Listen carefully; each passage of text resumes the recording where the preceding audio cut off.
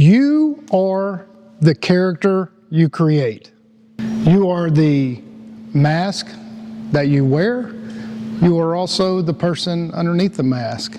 And it is fascinating to me, this whole presentation, because how do we view, because God has given us this great gift, right? This gift of our self-image, which can be a curse, and it can also be one of the greatest gifts. I like to think of, like, have you ever seen these videos where you'll see a group of people and they just kind of look miserable or bored, and then all of a sudden somebody pulls out a camera, they know it's going to be on social media, and then they all just spring up and start laughing, they open their hands up, and they take the picture, and then everybody goes right back down to where they were. Like, that is, they want to project this self-image of something that they are not. And what is it that we show to the world? I don't know. I know this happens to me a lot. When I look into the mirror, I often just kind of look away because I don't recognize what's in the mirror. Like, in my mind, when I see myself getting out of the shower in my mind, I look like this Greek god. And I look in the mirror and there's no Greek god standing there. And so my self-image is way different than what the reflection is showing me. It's kind of like a little skinny guy walking around with his arms out because he thinks he's bowed up, you know, but he's not. To me, it's one of those things, do we recognize who we are and the projection that we're giving to others and the projection that we're giving to ourselves? Because it's really important, because AI knows us better in most cases than we know ourselves. Because this is kind of freaky. Because now the technology in the airports, mass transit, all these things all around the world, it's easy for somebody to pick you out. Whether you have a mask on, whether you have glasses on, whether you're wearing baggy clothes where they can't tell your body type. The technology now knows you just by your walk, just like your fingerprint. It knows you if you're trying to purposefully change your walk. It's freaky. So, I don't know if any of y'all, a lot of y'all have used ChatGPT. If y'all ask it a question and you seem like you're in a down mood, it will mirror your mood. AI knows if you are happy, it knows if you're irritated, it knows all of these things about it. It certainly knows y'all's buying habits and mine too. Because if you're talking about buying something or you go buy something, all of a sudden you're going to get those ads on all of your devices everywhere, on every app, on everything. It knows you. It knows your confidence levels, your emotional states, all of these things. It knows your vocabulary. It knows the tones that you use. It knows how and why you speed up your conversation or not. So if AI knows us better than we know ourselves, does that mean we are easily manipulated? I would think so. I would think it would mean that we're super easily manipulated. And then maybe we lose sight of who we actually are. I think of this, I thought of this whenever I put on this shirt today. You know, how do I and how do y'all present yourself to the world? I just felt like, because I love this shirt, I got a bunch of them, they're comfortable, and it reminds me of my martial arts training days. I just like it. But I also am quite well aware that it does give off a projection of something. I don't know, everybody interprets everything different. You know, it's a Chinese looking martial arts shirt. You know, you're going to think something of it. So I know I'm giving off that projection, but it is also something I'm very comfortable with because that is who I am. It's what I've trained for a very, very long time. But if I was wearing this to project something that I'm not, that would probably be a bad idea. You know, like, there have often been times where I have, perfect example, you're also a member of a club that we are mutually belong to, and if I was having a work day or something and I was hungry, I would stop down at the club to see my friends and encourage them to come here. And I was dirty, like I knew I was dirty. You know, I had a dirty t-shirt on and some jeans and my flip-flops, but I don't care. I know them all. I didn't need to impress them. They've seen me look nice and clean before. But if I'm going to introduce myself to somebody new, do I want to look like a slob? The answer is no. The answer is no. People are going to look at me differently. You know, if I am not a slut, should I dress like a slut? You know, if I am, I think it's real. Like I see a lot of, I see that you see it on social media all the time, where guys will make these funny videos of them trying to pick up a girl that looks like a skank, and I'm not a skank, how dare you? You know, but she's all falling out everywhere. You know, it doesn't make it, it's not congruent with what she's saying. If you dress like a bum, but you want some respect, people will look at you because you're projecting this out and say, why would I want to give him or her respect when they don't respect themselves to at least put on a clean shirt? You know, like, why would I want to go out of my way to listen to you if you don't take care of yourself? You know, you kind of smell, you know. It's one of the reasons why I often say nobody would ever listen to Jesus if he was standing in this room, because he was not a well-dressed person. He camped out a lot. Probably didn't smell very good. Probably nobody would want to listen to him. I think we should think about some of those things when we think about ourselves. Has anybody ever said anything they don't mean? Randall, you have once or twice? Yeah, once or twice. Yeah? Do you catch yourself? Like, are you about to say something and you go, no, I'm not going to do that? Or are you just so committed to hurting that other person's feelings, or getting your point across, or my idea is better than your idea, so I have to interrupt you, I have to be argumentative, I have to fight with you? And then after it's over, you go, you know, why did I really do that? That was really kind of a rude, why was I being rude? You know, do we know ourselves well enough to catch it? It's really a big practice. And this is even better. How much do we judge ourselves? Consciously or subconsciously? I know whenever I'm not the Greek god I think I am getting out of the shower, I judge myself. Like I do, every time. I'm like, geez, Kevin. I mean, because at one time I was, and now I look at myself and I'm not. And I'm like, what has happened? Like, what is wrong with you? So we are like we're that rude judge, these crazy judges that are everywhere, but we're doing it to ourselves, like we judge ourselves. You know, like you might judge yourself for not being able to be limber. You know, hidden inside, you're like, man, that is stupid. Why am I not like that? Why haven't I ever done that? And do we judge ourselves in a positive way? Like, can we recognize, like, oh, I was just down on myself? Well, just like you just did a second ago, Wayne, you said, yeah, I could take a few minutes every day and just stretch a little bit more and I'd be limber in no time. You know, can we just recognize, hey, I'm beating my own self up some, so why don't I just cut myself some slack? You know, can I cut myself some slack? Like, I thought it was a great analogy of my buddy Steve here. He walks in, I can feel his negative energy, and all of a sudden I just start messing with him, and now I can feel his love from over here. There was some kind of self-judgment going on with something. I know everybody in here, including me, has pretended to like somebody. Sometimes we pretend to like people that are right in front of us that we know well, like our good friends. Like all of a sudden they are aggravating us today. You know, like in that moment. So you're having to pretend to like them because you don't want to piss them off because you know you're going to love them, you know, either later that day or tomorrow. I mean, we've all done that, right? But do we have the power to recognize it and kind of laugh at ourselves? Like, just laugh at ourselves. Like, it would be so stupid for any of us in our marriages, in our friendships, especially all of us, because many of us are friends, like close friends, and we really don't need to wear a mask. You know, we know each other. If I'm irritating you, you can just say, hey dude, you're irritating me, I love you. You know, and you just walk off until I stop irritating you. You know, and vice versa. We don't have to pretend. We just don't. Sometimes we do. Fake it until you make it. There's a lot of truth to that, but it's also kind of crazy. In business, I faked it until I made it, and that was 30 years ago, right?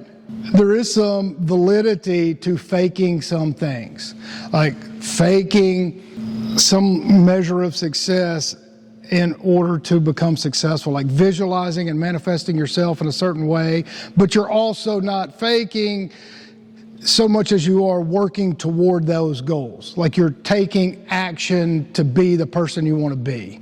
You know, maybe you're pretending to like other people, but you're also working to actually genuinely love yourself so you can love other people. So maybe sometimes pretending and faking is okay. Sometimes faking is just stupid. You know, if you're going out to rent a Lamborghini in Fort Lauderdale because you want to pick up chicks and you're flat broke, that's probably a really bad idea. You know, unless you're Randall, you know, unless you're Randall. I like to think about this in our self-examination. If I could clone myself and y'all could clone yourselves, would you be friends with that person? Would you? Like, would you be friends with you? Like, are you worthy of being a friend? And why would anybody want to be your friend? Like, are you there? Do you go out of your way to love them? Do you go out of your way to support them? And what is your idea of a friend? Like, do you know yourself as good as AI where you could say, yes, I am a good, loyal friend? And if you're not, what kind of action can you start taking today where you would be that person? Like, those are big, big questions we have to ask ourselves. Like, just go give your friend some love. Like Steve walking through the gate. I wanted to go love him. That was my first thought. All right, he's kind of, I could feel his funk. I want to go love him. Being a friend means being there in bad times too. Not just when they're making you laugh. It just means going out of your way. It means being inconvenienced. It means doing stuff sometimes you don't like to do. Why do you want to make sure friends have mental, emotional, physical, just good health all the way around as a human being? Because if you're not doing it as a friend and helping your closest people in your circle, I mean, it is kind of selfish. They're not going to be there for you if you're not there for them. Then we all need each other.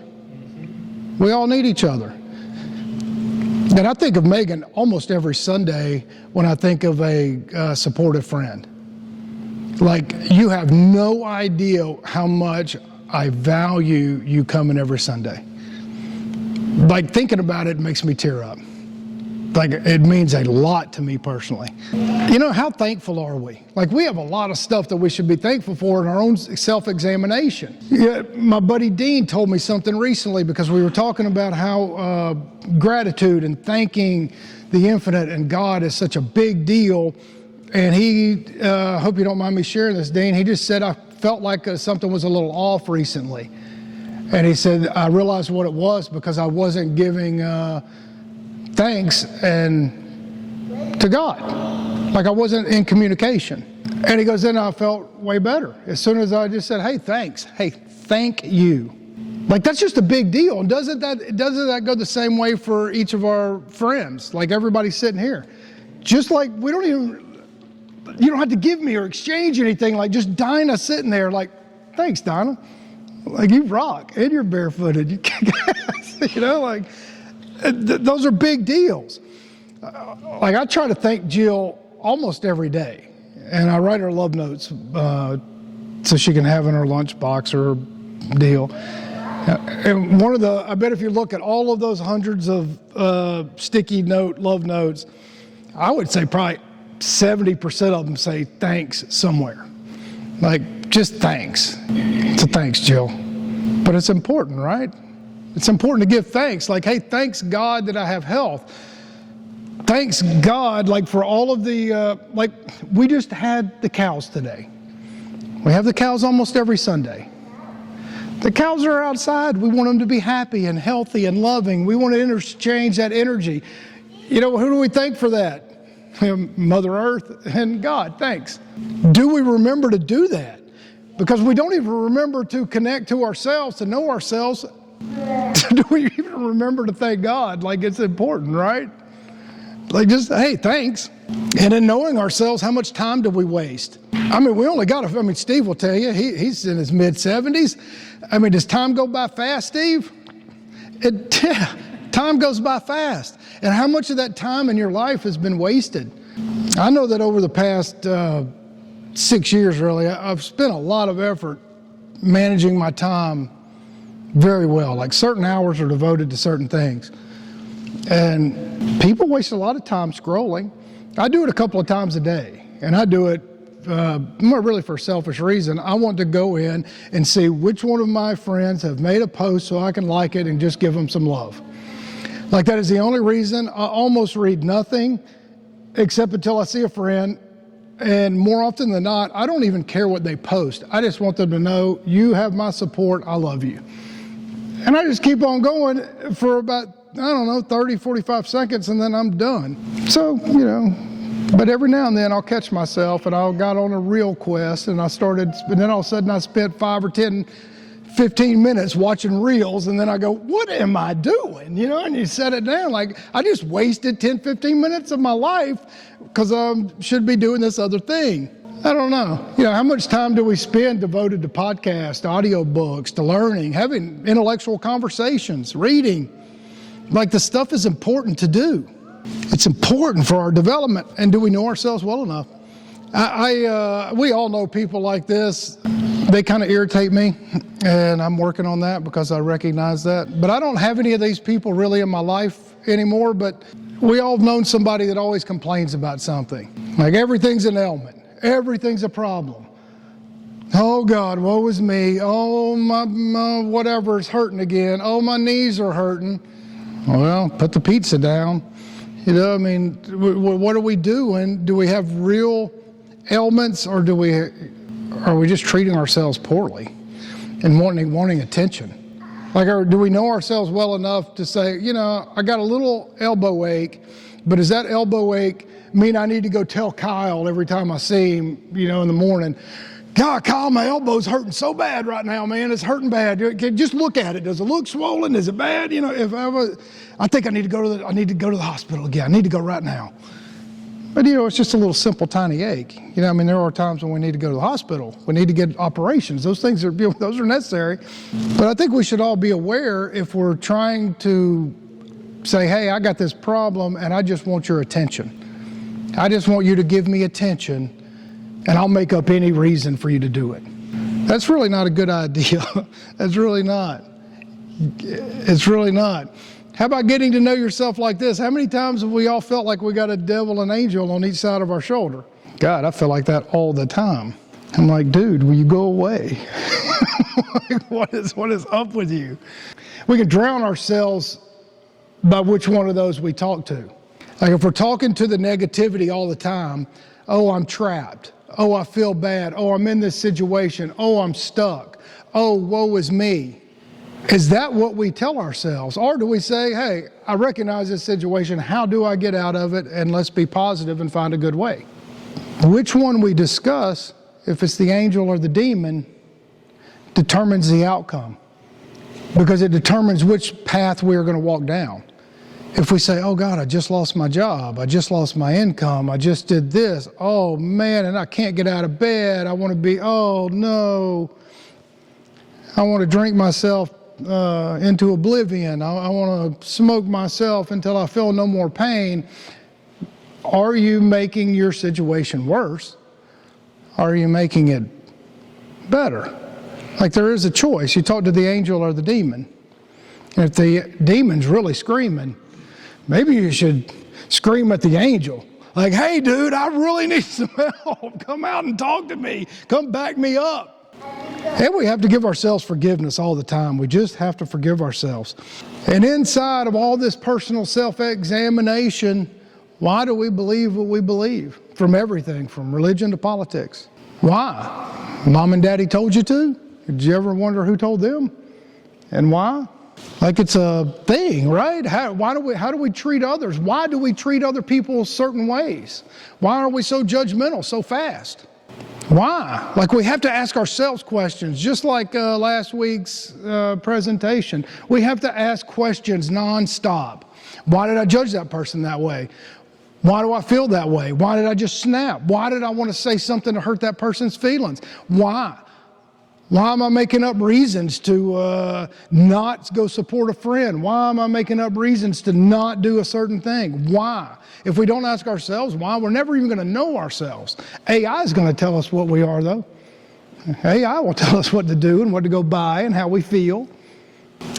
But at the end of it all, everything really comes down to how we communicate, how we connect to others. Because if we can't listen, if Wayne is talking to me, if me and Wayne, we go have lunch next week, and I don't listen to anything you say, nothing, what is the point of me even being around you? If I go over to Steve's and have coffee and I don't pay attention to a single word he says, what is the reason I'm even there? If Megan walks up to me like she does every Sunday and I give her this little half hug and really don't care, like, what am I doing? Am I listening? Am I feeling? Because if y'all aren't listening and I'm not listening and nobody's listening, how do we know anything about anything or anybody? I know Steve has gotten a lot better at this because Steve is a master of being self-aware. He no longer interrupts like he did when I first knew him. Man, he was bad at it. It was hard for me to listen. And I had to tell him every time because I think that's what friends do. I think friends do and say things that are uncomfortable because you care about him and you want to be able to hear him. But hey, dude, let me get this sentence out. You know, that's what friends do. And that's how we communicate and get to know and love each other.